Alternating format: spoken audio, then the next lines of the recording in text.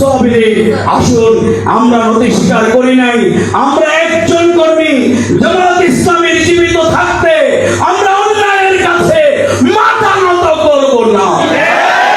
আমরা 28 অক্টোবর আমাদের জীবনের পর জীবন, শাহাদাতের পর শাহাদাত মিছিল যত লম্বা হয়েছে, বাংলাদেশ জামাত ইসলামী এদেশের মানুষের হৃদয়ের মধ্যে তত জায়গা করে নিতে সক্ষম হয়েছে। এবার এই জন্য প্রিয় ভাইরা, স্লোগান দেওয়া খুব সহজ, ইনশাআল্লাহ বলা আরো সহজ, কিন্তু আপনাকে এখন যদি বলি আপনি এই আন্দোলনের জন্য ইসমাইল আলাইহিস সালামের মতো আপনাকে নিজেকে কুরবান করার জন্য সেই শপথ